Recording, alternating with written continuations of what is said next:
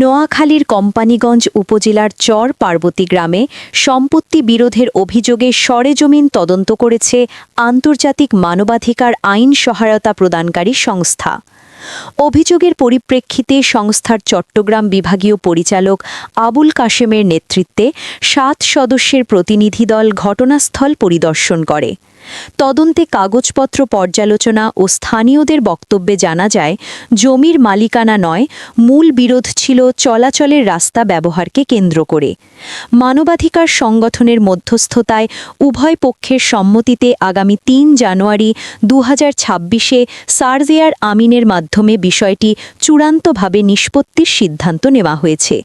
স্থানীয়রা বলছেন, এ উদ্যোগ গ্রামীণ বিরোধ শান্তিপূর্ণ সমাধানে গুরুত্বপূর্ণ ভূমিকা রাখছে।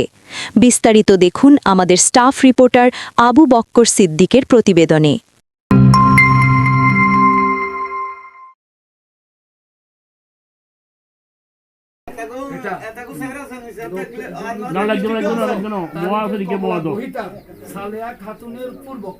উদ্যোগ তারিখে কবলা বই সালিয়া খাতুনের পূর্ব এই সাইডের পূর্ব কর সালিয়া খাতুনের পূর্ব বাইরে চলার পথ নাই।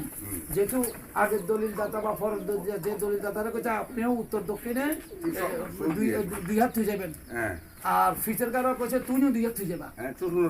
তাহলে কোয়া হইছে সাইরাত, ওই সাইরাত সম্পত্তি বাদ, ওই সাইরাত সম্পত্তি বাদ দিয়া বাকি সম্পত্তি কবা করবে হালদাকে নিয়ারে দেনা নিয়ারে দিছে। আচ্ছা বেশ, তাহার সহজদি মতে আমরা ফলো করবে। আমি কি বলি, জায়গা বাইরে রহমান বৈনী রহমান আমার কোনো অবস্থা নেই। হাল কতিয়ান মতে গেছে তো কেমন এই জায়গা সৌদি দেন সৌদিতে রাস্তার লাগ পূর্ব খালের লাগ